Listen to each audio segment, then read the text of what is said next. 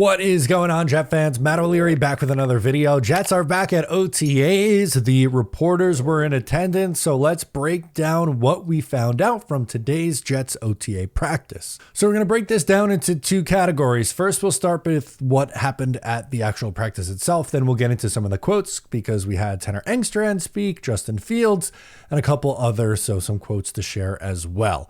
Let's get started with on the field. First and foremost, Arian Smith and his speed was shown off once again. Nick Faria continues to hype him up, and good for him. I hope that translates when the pads come on. The Jets really need help at the wide receiver position, so it'd be awesome if their fourth round pick turns into something. It's early, so we got to see what happens throughout the rest of the summer. I keep going back to this example, but I was going to say a few years ago. It's a long time ago now. Chad Hansen, in his second year, had an awesome spring, did not carry over to the summer, did not make the team, did not do anything in the NFL. I hope Arian Smith is very different than what we saw with Chad Hansen. Arian Smith coming in, showing off his speed right away, getting open downfield, which is impressive. That's good. That's what you want to see from him. Chris Banjo, the special teams coordinator, also said that Arian Smith has been working at punt returner, which that seems like a perfect job for someone with a ton of speed. And I also don't think Xavier Gipson really did all that good job of this last year, returning punts. So they likely need to find a new person to do that. And maybe Smith carves out a role in the special teams department as well. Mason Taylor was utilized a lot today, which is really not that surprising. Robbie Sabo of Jet X Factor said, I just don't see a scenario where Mason Taylor isn't prominent in this offense from the jump. Looking at the tight end room, I don't really see either Jeremy Ruckert or Stone Smart pushing Taylor to lose reps. I think he provides both the highest ceiling and highest floor. And yeah, he should be utilized. He's probably going to be the number 2 or 3 pass catcher in this offense would be my guess. And outside of Garrett Wilson, they need somebody to catch passes, and it very well could be Mason Taylor. Wouldn't it be nice if we get an awesome tight end rookie season? We don't really see that all that often as Jet fans, so sign me up. A couple other quick notes. Joe Tippmann, so on the center competition, Joe Tippmann was out there with the starters and looked good out in space, showing off his athleticism. Really not surprising. That's a strength of his in the run game. I think we'll see Joe Tippmann get out there and really utilize his athleticism to his advantage in this scheme. Justin Fields was good under pressure, able to get plays off, get throws out of the way. There were times where he held onto the ball a little too long, but that's going to happen with Justin Fields. But what you don't want to do is see him kind of just go down and call it after getting pressured. You want to see him use his legs to extend plays, step up in the pocket, keep his eyes downfield, and take off and run. We know how good Justin Fields is as a runner.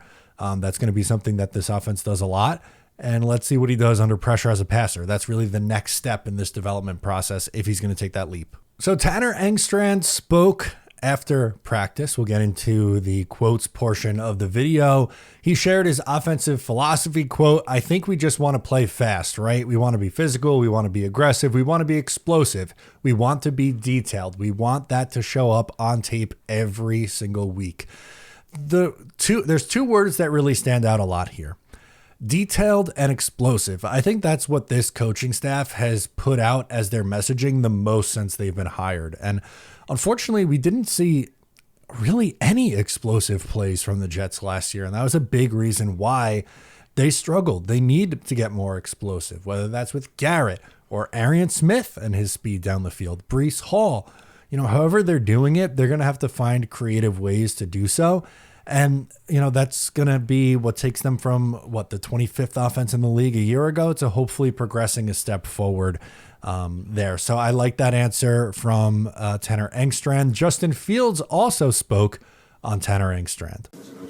I mean, just talking to him, you can just tell he's really smart. He knows what he's doing. So, I think he's very detailed with, installing the plays and stuff like that, especially in the limited time that we have now. So, like I said, he's putting a lot on, the guys' plate, our plate, but I think in the long run, it'll help us. Details. Again, see, it's thrown out there. Detail-orientated. Installing plays was something that Tanner Engstrand did in Detroit, so really not surprised to hear at all that that's a strength of his. It's something he did in his previous job. It's carrying over here, and I would imagine that's where he's going to thrive is, the install portion of the process. It's more than just play design. It's implementing it and explaining it so that the players can understand. That's what he did in Detroit for Ben Johnson, and he's doing it now with the Jets. Couple other quotes from Justin Fields. This one on Aaron Glenn, and he likes that he kind of just calls it like it is. When you look at AG, what do you think stands out about him as a leader and what he's bringing to this place? Yeah. First off, I think he's one of the realest coaches I've ever played for. He's not going to beat around the bush. He's going to tell you what it is. Like yesterday, he didn't like the energy of the practice. He didn't like our practice, and after practice, he told us straight up how he felt. So I think just that clear communication, that trust between him and all the players on the team, I think that's what we need, and just his passion for the game, his energy.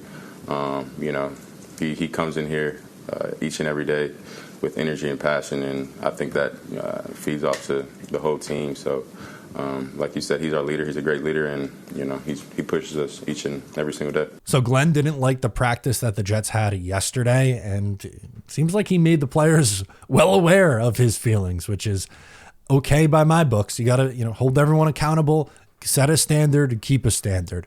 I like that answer from Justin Fields on Aaron Glenn, and love to see that from Aaron Glenn. Last thing from me, Justin Fields on if there's anything extra playing against Pittsburgh in Week 1. What did you think when the schedule came out in Week 1 against Pittsburgh?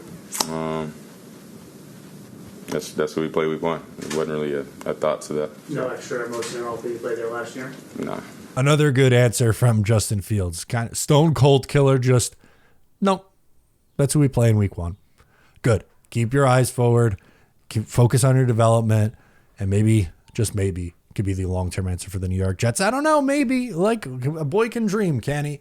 That's pretty much all I got for you on today's practice. A couple of notes for what was going on. A couple of nice quotes that we saw from Tanner Engstrand and Justin Fields. Let me know what you think down below in the comments. I'm Matt O'Leary. Subscribe if you're new, and I'll catch you next time.